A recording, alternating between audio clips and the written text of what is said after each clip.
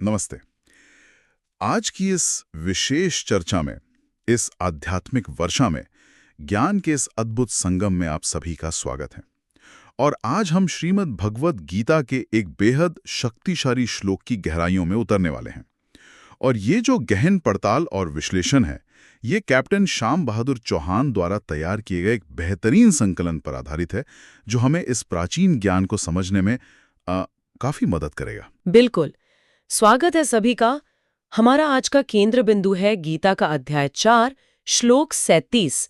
ये श्लोक आप देखेंगे एक अद्भुत रूपक के माध्यम से समझाता है कि कैसे आत्मज्ञान की जो शक्ति है वो हमारे कर्मों के बंधनकारी प्रभाव को नष्ट कर सकती है। हमारा उद्देश्य है इस शाश्वत ज्ञान को आज के जीवन के संदर्भ में समझना और देखना कि ये मानव कल्याण में हम सबके जीवन में कैसे सहायक हो सकता है। हाँ बिल्कुल। तो चलिए सबसे पहले उस श्लोक को ही सुनते हैं जिसकी गूंज सदियों से साधकों का मार्गदर्शन करती आई है। यथेधान से समिद्धो हुग्निर भस्मसात कुरुते अर्जुन ज्ञानाग्निः सर्वकर्माणि भस्मसात कुरुते तथा 437। वाओ, सुनने में ही कितना गहरा और प्रभावशाली है। इसके शब्दों का क्या अर्थ है, थोड़ा विस्तार से बताएंगी? जी, इसके शब्दार्थ को समझना इसके भाव को खोलने की पहली सीढ़ी है। देखिए, यथा मतलब जिस प्रकार, जैसे। एधांसी इसका अर्थ है ईंधन को, यानी सूखी लकड़ियों के ढेर को। ये संस्कृत की इध धातु से बना है, जिसका मतलब ही होता है जलना या प्रज्वलित होना। समिद्ध अग्निः, यहाँ समिद्धा अग्नि की विशेषता बता रहा है, मतलब अच्छी तरह प्रज्वलित, धधकती हुई प्रचंड अग्नि। अच्छा, सिर्फ आग नहीं बल्कि धधकती हुई आग। हाँ बिल्कुल। भस्मसात कुरुते यानी राख बना देती है, पूरी तरह से जलाकर नष्ट कर देती है। अर्जुन, ये तो भगवान कृष्ण का संबोधन है अपनी प्रिय सखा और शिष्य के लिए। हे अर्जुन, ज्ञानाग्निः, ये एक बहुत सुंदर सामासिक पद है। ज्ञान रूपी अग्नि, ज्ञान की आग, सर्व कर्माणि, सभी कर्मों को। और यहाँ सभी का मतलब सिर्फ इस जन्म के कर्म नहीं, बल्कि वो संचित कर्म भी हैं जो पिछले जन्मों से चले आ रहे हैं। और अंत में तथा, उसी प्रकार। अच्छा, तो अगर इन शब्दों को मिलाएं तो एक सरल अनुवाद ये बनता है, हे अर्जुन, जैसे धधकती हुई आग लकड़ियों के ढेर को पूरी तरह राख कर देती है, उसी प्रकार ज्ञान रूपी अग्नि सभी कर्मों को भस्म कर देती है। ये तो सुनने में काफी स्पष्ट लगता है, लेकिन ये जो बात है कर्मों को भस्म करना, इसका मतलब क्या सिर्फ कर्म करना बंद कर देना है, या फिर इसका कोई और गहरा छुपा हुआ अर्थ है? हाँ, यहीं पर इसी प्रश्न में इस श्लोक का असली रहस्य खुलता है। देखिए, यहाँ कर्म का मतलब केवल शारीरिक क्रिया या कोई काम करना भर नहीं है। गीता में कर्म शब्द का प्रयोग बहुत व्यापक अर्थ में हुआ है। इसमें हमारी क्रियाएं तो हैं ही, लेकिन उन क्रियाओं के पीछे के हमारे इरादे, हमारी नीयत और उन क्रियाओं से उत्पन्न होने वाले सूक्ष्म संस्कार या वासनाएं जो हमारे चित्त पर, हमारे मन पर अंकित हो जाती हैं, वो सब शामिल हैं। और असल में यही संस्कार और उनके जो फल होते हैं, वही हमें बार बार इस जन्म मृत्यु के चक्र में बांधते हैं। और फिर बात आती है ज्ञानाग्नि की, ज्ञान की अग्नि। ये क्या है? ये कोई सतही जानकारी या सिर्फ बौद्धिक ज्ञान मतलब इंटेलेक्चुअल नॉलेज नहीं है। ये है आत्मज्ञान, तत्व ज्ञान, इस बात का गहरा अनुभवात्मक बोध कि मैं कौन हूं। क्या मैं ये पंच महाभूतों से बना शरीर हूं, या ये लगातार बदलने वाला मन, बुद्धि, अहंकार हूं, या फिर मैं इन सब से परे वो साक्षी, वो अविनाशी चेतना आत्मा हूं। ये समझना कि इस जगत का, इस संसार का वास्तविक स्वरूप क्या है, यही आत्मज्ञान है। और यही ज्ञान अज्ञान के उस अंधेरे को जना देता है जो हमारे सभी बंधनों और दुखों का मूल कारण है। यानी अज्ञान ही वो मूल ईंधन है। बिल्कुल। और जब ये अज्ञान रूपी जड़ जल जाती है तो उसकी जो शाखाएं हैं, यानी कर्तापन का भाव, वो अहंकार कि मैंने किया, मैं करने वाला हूं या मैं करने वाली हूं, और फल की आसक्ति मतलब कर्म के परिणाम से बहुत ज्यादा जुड़ाव कि मुझे ये मिलना ही चाहिए, मेरे साथ ऐसा क्यों हुआ, ये भाव भी अपने आप ही भस्म हो जाते हैं। तब व्यक्ति संसार में रहता है, अपने सारे कर्तव्य निभाता है, अपने सारे काम करता है, लेकिन वो कर्म उसे बांधते नहीं। क्यों? क्योंकि करने वाले का अहंकार और फल की चिंता वो ज्ञान की अग्नि में जल चुकी होती है। वाह रे वाह, ये तो बहुत ही महत्वपूर्ण बात आपने कही। इसका मतलब ये कर्म से पलायन नहीं है, भागना नहीं है कर्म से, नहीं, बिल्कुल नहीं। बल्कि ये तो कर्म करने की कला सिखा रहा है। कर्म करते हुए भी उससे मुक्त कैसे रहा जाए, उसकी कुंजी दे रहा है। ये आज के भागदौड़ भरे जीवन के लिए कितना कितना प्रासंगिक है, जहां अक्सर लोग अपने काम, अपनी जिम्मेदारियों को बोझ समझते हैं और उनसे छुटकारा पाना चाहते हैं। सोचते हैं कि शायद काम छोड़ देंगे तो शांति मिल जाएगी। आपने बिल्कुल सही पकड़ा। ये कर्मयोग का शिखर है, उसकी पराकाष्ठा है। और इसी गहरे अर्थ को अलग अलग महान दार्शनिक दृष्टिकोणों ने, आचार्यों ने और भी स्पष्ट किया है। जैसे अगर हम आदि शंकराचार्य जी को देखें तो वे अद्वैत वेदांत की दृष्टि से कहते हैं कि ये ज्ञानाग्नि है।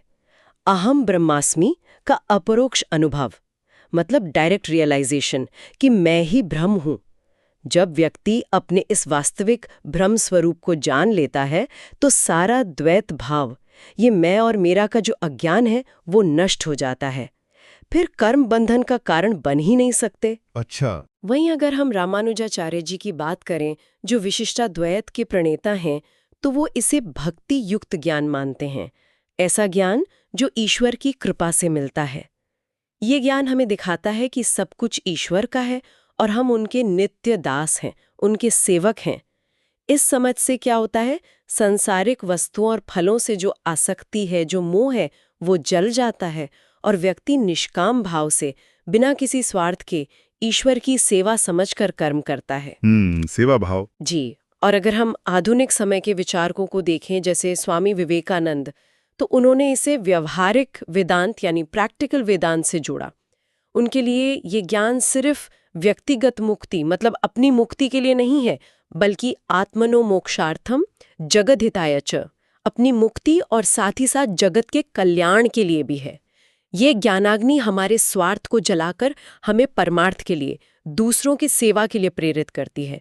तो आप देखिए, अलग अलग रास्ते हैं, अलग अलग शब्द हैं, पर सार यही है कि ये समझ, ये ज्ञान हमारे कर्म बंधन के मूल कारण यानी अज्ञान और आसक्ति को नष्ट कर देती है। ये अद्भुत है कि कैसे एक ही परम सत्य को अलग अलग कोणों से देखा और समझाया गया है, पर सबका लक्ष्य एक ही है, बंधन से मुक्ति। और इससे भी ज्यादा दिलचस्प ये है कि ये हजारों साल पुराना आध्यात्मिक ज्ञान आज के आधुनिक विज्ञान की कुछ खोजों से भी कहीं ना कहीं मेल खाता हुआ सा लगता है। क्या इसमें कुछ सच्चाई है? हाँ, ये तालमेल वाकई बहुत विचारणीय है और दिलचस्प भी। देखिए, आधुनिक मनोविज्ञान और न्यूरोसाइंस हमें क्या बताते हैं? वो यही कहते हैं कि हमारे विचार, हमारे विश्वास, हमारी भावनाएं और हमारे व्यवहार को बहुत गहराई से प्रभावित करते हैं। कॉग्निटिव बिहेवियरल थेरेपी जैसी जो तकनीकें हैं, वो इसी सिद्धांत पर काम करती हैं। वो नकारात्मक या गलत विचार पैटर्न को पहचानने और उन्हें बदलने में मदद करती हैं, जिससे व्यक्ति का मानसिक स्वास्थ्य सुधरता है। एक तरह से देखें तो गीता का ज्ञानाग्नि भी तो यही कर रहा है। ये अज्ञान पर आधारित जो हमारे पुराने हानिकारक मानसिक पैटर्न है, या जिन्हें हम कह सकते हैं नेगेटिव न्यूरल पाथवेज, उनको चुनौती देता है, उनको जलाता है और सत्य पर आधारित एक नए स्वस्थ दृष्टिकोण को स्थापित करता है। इससे नकारात्मकता अपने आप जल जाती है। हाँ, ये तो है, जैसे दिमाग की रीवायरिंग हो रही हो। बिल्कुल। और मनोविज्ञान ये भी साफ तौर पर कहता है कि हमारे दुख का एक बहुत बड़ा कारण है अत्यधिक आसक्ति यानी अटैचमेंट, चाहे वो चीजों से हो, लोगों से हो, पद प्रतिष्ठा से हो, या फिर कर्म के परिणामों से हो।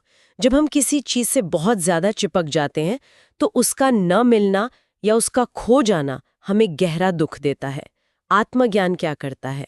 वो हमें अपनी पहचान को इन बाहरी चीजों से हटाकर अपने आंतरिक स्वरूप, अपनी आत्मा में स्थिर करने में मदद करता है।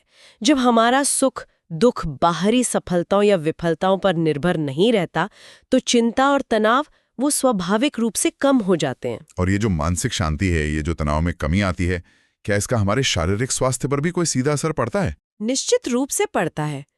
आज एक पूरा विज्ञान है साइकोन्यूरो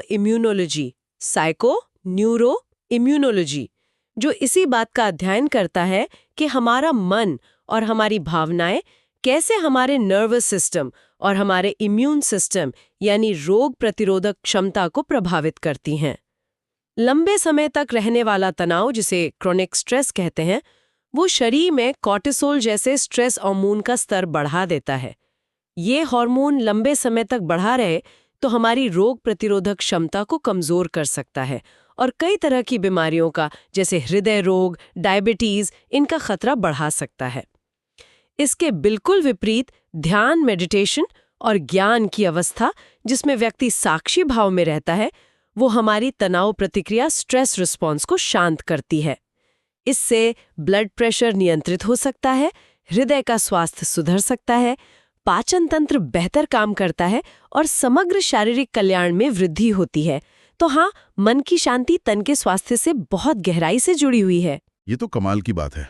मतलब ये सिर्फ मन की शांति नहीं, तन का स्वास्थ्य भी दे रहा है। तो फिर आज के युग में जहां सूचनाओं का इतना अंबार है, सोशल मीडिया पर बाहरी दिखावा और दूसरों से मान्यता, वैलिडेशन पाने का इतना दबाव है, जहां सफलता को ही सब कुछ मान लिया जाता है और असफलता से लोग बिल्कुल टूट जाते हैं, ऐसे माहौल में गीता का ये ज्ञान हमें एक आंतरिक स्थिरता, एक मजबूत सहारा कैसे दे सकता है? देखिए, ये श्लोक और इसका संदेश आज के समय में शायद पहले से भी ज्यादा प्रासंगिक है। ये हमें एक बहुत बड़ी सीख देता है कि सच्ची शांति और स्थिरता बाहरी परिस्थितियों को बदलने की कोशिश में उतनी नहीं मिलती जितनी कि उन परिस्थितियों को देखने का अपना नजरिया बदलने से मिलती है। ज्ञानाग्नि हमें ये समझने में मदद करती है कि हमारा असली मूल्य, हमारी सेल्फ वर्थ, वो बाहरी चीजों पर निर्भर नहीं करती। ना तो सोशल मीडिया पर मिलने वाले लाइक्स पर, ना दूसरों की तारीफ या आलोचना पर, ना हमारे बैंक बैलेंस पर, ना हमारे पद पर। जब हम ये गहराई से जान लेते हैं कि हम अपने आप में पूर्ण हैं, हम उस अविनाशी आनंद स्वरूप चेतना का अंश है, तो बाहरी दुनिया के उथल-पुथल, उसकी आपाधापी हमें उतना विचलित नहीं कर पाती। ये ज्ञान हमें बाहरी दबावों और अपेक्षाओं के बोझ से मुक्त करता है, एक सच्ची आंतरिक स्वतंत्रता देता है। हाँ, ये गुलामी से आजादी जैसा है। तो दुनिया में आज हम जितने भी बड़े संघर्ष देखते हैं, चाहे वो देशों के बीच का युद्ध हो, समाज में फैला भ्रष्टाचार हो, हिंसा हो, शोषण हो या फिर पर्यावरण का विनाश हो रहा हो, इन सब के मूल में अगर आप झांकेंगे तो कहीं ना कहीं व्यक्ति का अज्ञान, उसका अहंकार, मैं और मेरा की भावना और उसका संकीर्ण स्वार्थ ही काम कर रहा होता है। जब व्यक्ति अपने भीतर इस ज्ञानाग्नि को जलाता है, जब वो अपने स्वार्थ के दायरे को समझता है और उसे परमार्थ की ओर, यानी सबके हित की ओर मोड़ने की कोशिश करता है, तो उसका सकारात्मक प्रभाव सिर्फ उस तक सीमित नहीं रहता। वो उसके परिवार पर, उसके समाज पर और धीरे धीरे पूरी दुनिया पर भी पड़ता है। मानव कल्याण का रास्ता असल में व्यक्तिगत चेतना के स्तर पर ही शुरू होता है। ये वाकई एक बहुत गहरा और कह सकते हैं जीवन बदलने वाला दृष्टिकोण है। लेकिन अब सवाल ये उठता है कि ये सब सुनने में तो बहुत अच्छा लगता है, पर इसे हम अपनी रोजमर्रा की जिंदगी में, अपनी भाग दौड़ में कैसे उतारें? इसके कुछ व्यावहारिक पहलू, कुछ प्रैक्टिकल एप्लीकेशंस क्या हो सकते हैं? हाँ, ये बहुत जरूरी सवाल है, क्योंकि ज्ञान अगर व्यवहार में ना उतरे तो वो केवल बोझ बन जाता है। इसके व्यावहारिक अनुप्रयोग जीवन के हर क्षेत्र में हो सकते हैं। ये कोई दूर आसमान की बात नहीं, बल्कि बिल्कुल जमीन से जुड़ी चीज है। सबसे पहले व्यक्तिगत स्तर पर हम रोज थोड़ा समय निकालकर आत्मचिंतन या ध्यान का अभ्यास कर सकते हैं। बहुत जटिल नहीं, बस कुछ मिनट शांत बैठकर इस विचार पर मनन करें, मैं ये शरीर नहीं हूँ, मैं ये लगातार बदलते विचार और भावनाएं भी नहीं हूँ, मैं वो शांत साक्षी चेतना हूँ जो इन सब को देख रही है। या फिर दिन में जब भी कोई तीव्र नकारात्मक भावना उठे, जैसे गुस्सा आ रहा है, जलन हो रही है, डर लग रहा है, तो एक पल रुककर उसे देखें, उसे पहचानें कि शायद मेरे किसी अज्ञान या किसी गहरी आसक्ति से उत्पन्न हो रही है। उसे बस साक्षी भाव से ज्ञान के प्रकाश में देखने का अभ्यास करना ही उसे धीरे धीरे भस्म करना है। जागरूकता। जी, जागरूकता। दूसरा, पारिवारिक संबंधों में देखें, अक्सर रिश्तों में तनाव और कड़वाहट कहाँ से आती है? मैं सही, तुम गलत के भाव से। मेरा हक, मेरी अपेक्षा पूरी नहीं हुई, इसी अहंकार और आसक्ति से पैदा होती है ना। ज्ञानाग्नि हमें मैं से हम की भावना की ओर ले जाती है। ये समझना कि परिवार के सदस्य अलग अलग व्यक्ति होते हुए भी एक दूसरे से गहरे जुड़े हैं, एक ही जीवन रूपी वृक्ष की अलग अलग शाखाएं हैं। ये ज्ञान आपसी समझ, सहानुभूति और प्रेम को बढ़ाता है, शिकायतों को कम करता है। हाँ, अपेक्षाओं का बोझ कम होता है। महिलाएं अक्सर परिवार की धुरी होती हैं और कई सारी भूमिकाएं एक साथ निभाती हैं। कई गृहिणियां जो अपना पूरा समय घर और परिवार की देखभाल में लगाती हैं, वे कई बार अपने काम को अंतहीन, उबाऊ और शायद महत्वहीन मानकर बोझ महसूस करती हैं। उन्हें लगता है उनकी कोई पहचान नहीं। ज्ञानाग्नि इस पूरी दृष्टि को बदल सकती है। ये भाव कि मैं अपने घर को, अपने परिवार को प्रेम और निष्ठा से सींच रही हूँ, ये मेरा कर्मयोग है, ये मेरी सेवा है, मेरा समर्पण है, इस साधारण लगने वाले काम को भी एक गहरा अर्थ और सार्थकता दे सकता है। ये बोझ को पूजा में बदल सकता है, उन्हें अपने महत्व का एहसास करा सकता है।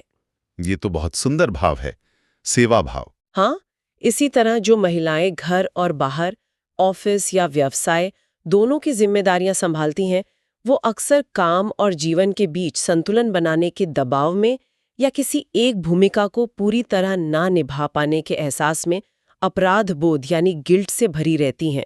ज्ञानाग्नि उन्हें समझने में मदद कर सकती है कि वे अपनी भूमिका यथासंभव अपनी पूरी क्षमता से निभा रही हैं, परिणाम की चिंता छोड़कर और कर्तापन के भाव, सब कुछ मैं ही कर रही हूँ या मुझसे ये ठीक नहीं हुआ, से मुक्त होकर कर्म करें। ये उस गिल्ट की, उस अपराध बोध की अग्नि को शांत कर सकता है। ये ज्ञान उन्हें अपनी आंतरिक शक्ति पहचानने और व्यर्थ के सामाजिक या स्वयं लगाए गए दबावों से मुक्त होने में मदद करता है। हाँ, ये गिल्ट तो बहुत सी कामकाजी महिलाओं को महसूस होता है।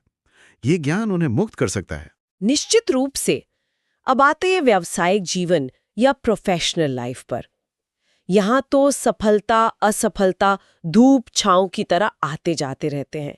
ज्ञानाग्नि हमें सिखाती है कि न तो सफलता में अहंकार से फूलें कि ये सब मैंने किया, और ना ही असफलता में निराशा से टूट जाएं कि मैं किसी लायक नहीं।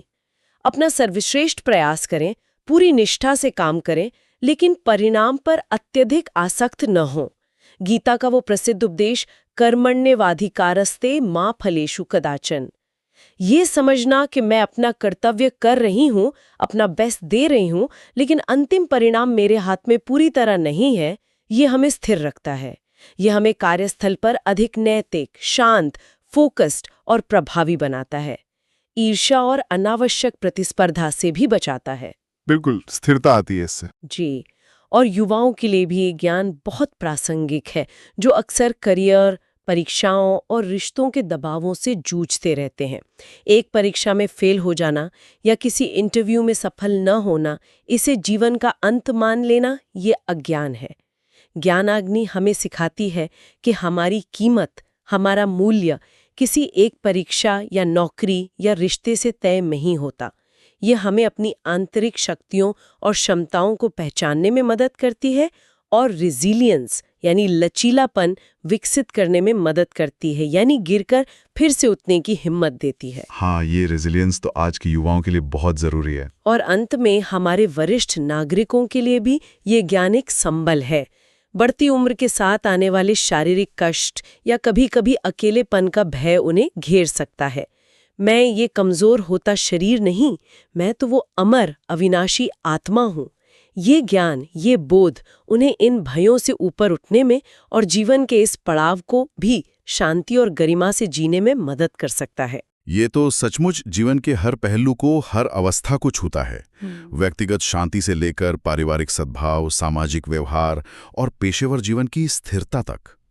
तो अगर हम सार रूप में कहें, पूरी बात का निचोड़ निकालें, तो ज्ञान की यह अग्नि सिर्फ हमारे बाहरी कर्मों के फल को ही नहीं जलाती, नहीं, बल्कि उन कर्मों के मूल में, उनकी जड़ में बैठे हमारे अज्ञान, हमारा अहंकार, मैं का भाव और हमारी आसक्ति, मेरा का भाव को भस्म करती है। और इसका परिणाम होता है जीवन में गहरी शांति, एक सच्ची स्वतंत्रता और एक वास्तविक सार्थकता का अनुभव। बिल्कुल सही कहा आपने, एकदम सटीक सार है ये ज्ञानाग्नि एक रूपांतरणकारी, एक ट्रांसफॉर्मेटिव शक्ति है जो भीतर से शुरू होकर बाहर तक सकारात्मक बदलाव ला सकती है। ये हमें परिस्थितियों का गुलाम बनने के बजाय अपने मन का स्वामी बनने की शक्ति देती है, जिससे सच्ची और स्थायी मानसिक शांति मिलती है। यही मानव कल्याण का मार्ग प्रशस्त करती है। और इस गहरे, जीवन बदलने वाले ज्ञान को हमारे लिए इतने सुलभ और व्यवस्थित रूप में प्रस्तुत करने का जो महत्वपूर्ण कार्य है, उसका श्रेय कैप्टन श्याम बहादुर चौहान को जाता है, जिन्होंने अपने संकलन और विश्लेषण के माध्यम से इसे हम तक पहुंचाया है। बिल्कुल, उनका आभार। तो आज की इस गहरी चर्चा के बाद अपने सभी श्रोताओं के लिए एक छोटा सा विचारणीय प्रश्न छोड़ते हैं। गीता कहती है, ज्ञान एक अग्नि है।